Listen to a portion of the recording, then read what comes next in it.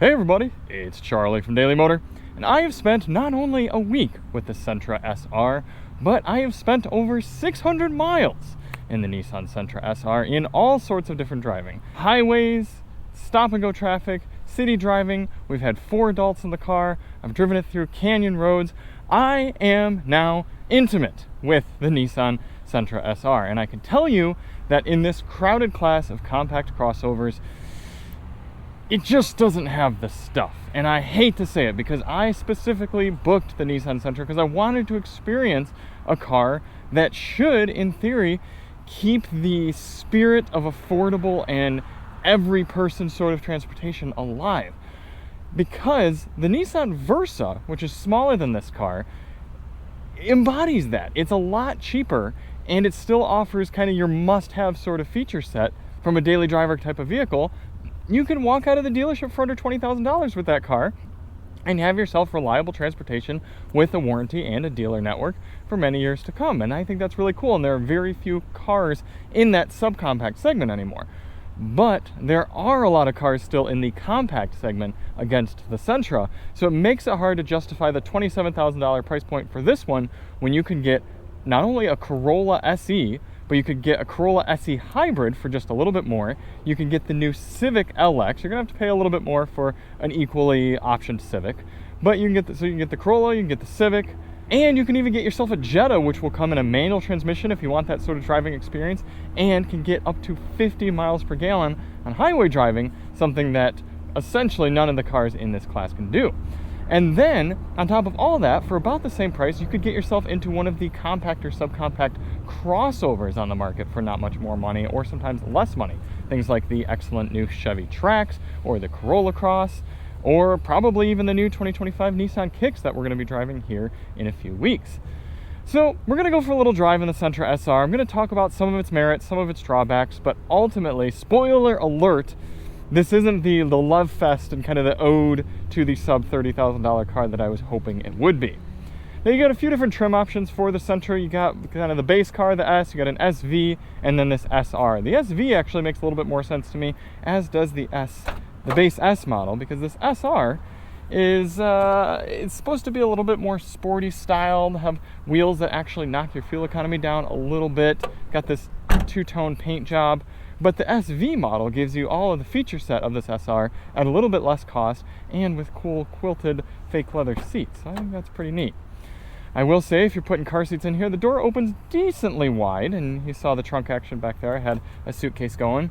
We did have 4 adults back here, like I said, and they weren't uncomfortable. I did have a 6'3" friend of mine who said he had to kind of slouch down into the seat in order to not have his head hitting on the ceiling, but that's about to be expected. I couldn't fault a compact crossover for not being remarkably comfortable for a 6'3" individual. However, they had absolutely no air vents back here. Now, it's not common. I looked against Corolla and Civic and a few of the other cars in this class to see if they had air vents right here, and none of them did, but some of the cars in this class have air vents under the seats. And that's big because we got in Southern California and it was hot in the car, and so we had to blast the air up there in order to get some circulation for them back here. And that was a little bit disappointing. They did have center armrests, so they were overall pretty comfortable, but it's just a bit disappointing that they didn't have that airflow at all, even under the feet.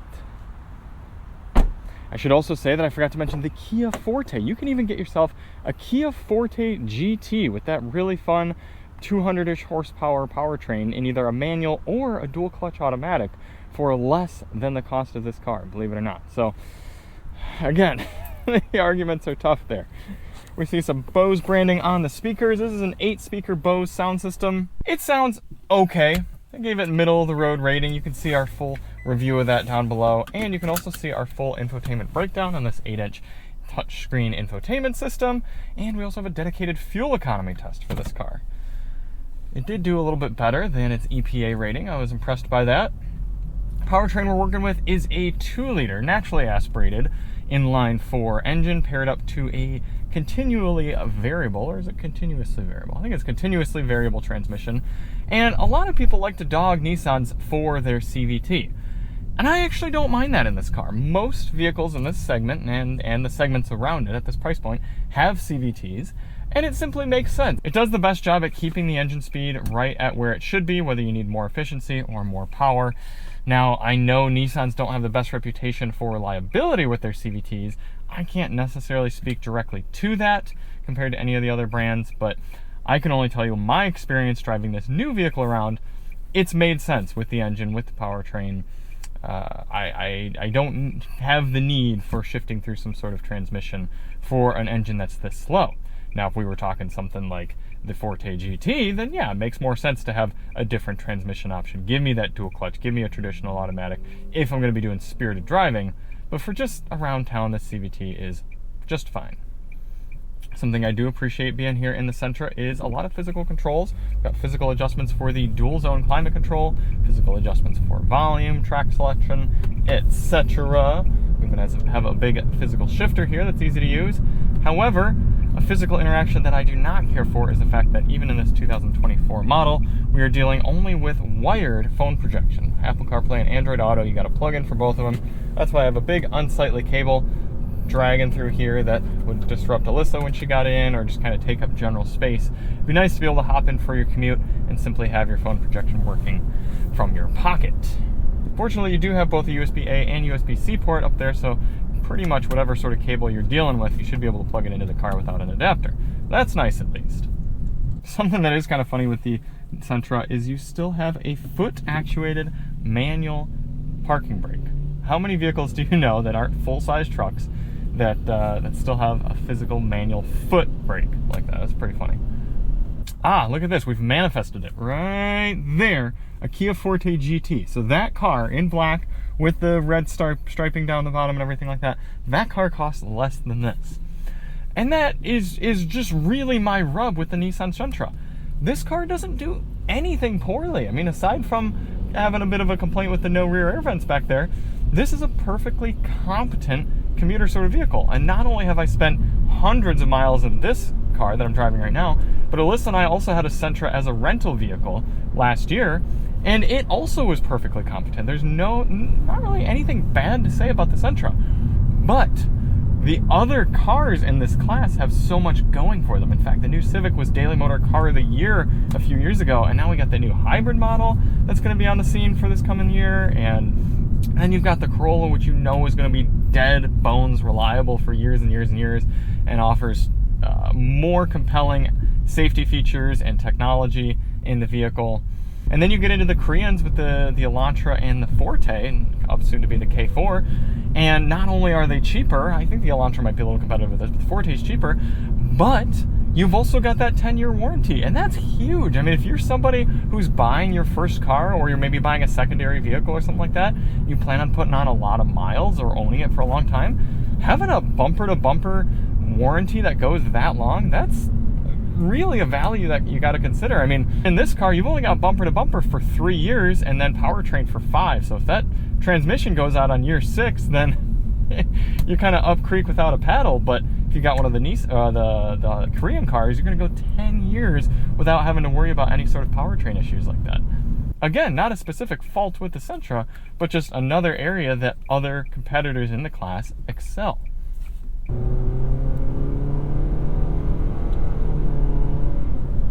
Some people are not going to appreciate that sound, getting up to speed a little bit more aggressively, but in this class, it's not really an irksome trait to me. I recognize that, yes, this is what we're dealing with. It's just a reality of driving a more economy sort of vehicle, that you're going to hear your motor work if you're getting on it hard. Now, that being said, you could get one of the hybrid Toyotas, and generally for lower speed driving, you're not going to hear the engine as much, but if you get on one of those hard, they're going to scream as well. The only one I'll say that's kind of exempt from that is the Jetta. Going back to that, it's such a tiny, simple, small turbocharged motor that it really is quiet, pretty much even when you're getting on it hard. So if you don't like engine noise, you might want to go toward the Jetta. You hear that fake shifting that Nissan programmed into the transmission? I don't know. I've been told by engineers that it doesn't really make a change at the end of the day in how quickly the car can accelerate. I am doubtful of that, but that's what they say. I would love to hear in the comments if I am missing something here with the Sentra that is more compelling in the real world than any of the competition. I mean, did you go out and buy a Sentra? Is there a reason why? I did really want to love this car. I went in with such an open mind and a desire to sing its praises. And again, there's nothing wrong with it. It's just the fact that at this price point, for $27,000, there'd be other places I'm putting my money. It is entirely possible that when you walk out of a dealership, you will end up paying less, maybe whether that be monthly or total cost or something. Maybe there's more wiggle room in the cost and price of these Sentras as opposed to something like a Corolla or Civic. And okay, that would make sense to me. People who understand what they're doing and enjoy driving. But the powertrain is so far removed from sporty that there's no point in even talking about the competence of the chassis and of the steering and of the driving aspects of the car, because you're never going to be encouraged to go out and do any sort of sporty driving listening to... Okay, that was me putting my foot down. I wanted that that sense of excitement. There we go. Right there, as soon as I wanted that point of emphasis, and it never happened. This is not a car you could go and do sporty driving in simply because of the engine and transmission combo. And as just a commuter sort of car, I'm totally okay with that. But it's a shame that competent steering system and chassis is never really going to be recognized because the car doesn't have the powertrain to back it up. Even sticking a manual transmission would be something in this car, because then you'd at least be encouraged to row your own and have a little fun that way. Here's something I can positively say about the Sentra.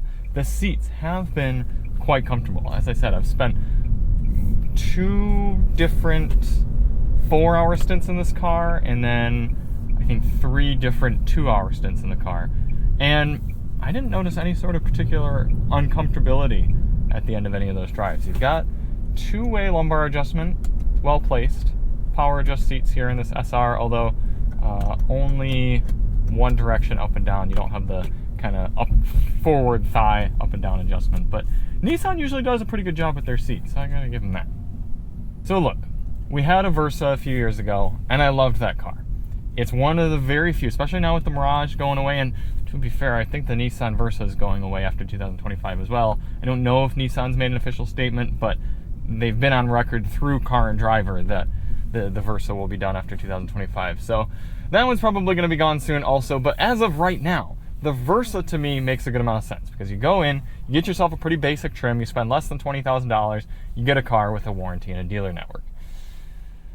But in this category, if you want to optimize your driving experience, you've got things like the Forte GT or the Jetta. If you want to optimize your passenger comfort, you've got any of the models that have rear vents and, I don't know, maybe a little bit of extra rear seat room. And if you want to optimize your money, you get one of the ones that has a 10-year warranty and give yourself some security and peace of mind there. Almost forgot that we got to put the Sentra on the Daily Motor leaderboard. Current leaders: Kia EV9, Hyundai Ioniq 6, Toyota Tacoma TRD Pro. Okay, Mazda 3. I didn't even bring up the Mazda 3 yet this review, but that is another car that is very, very good in this class. Right below that, Corolla Cross. So 2 compact to subcompact vehicles there in our top 10 cars. I'm certainly not opposed to the class. I think this is going right here. 20th place behind the Hyundai Sonata N-Line and the Volkswagen Atlas. Man, I put the S4 pretty low down there, didn't I? I mean, I guess that makes sense. The S4 doesn't make a lot of sense for a lot of people.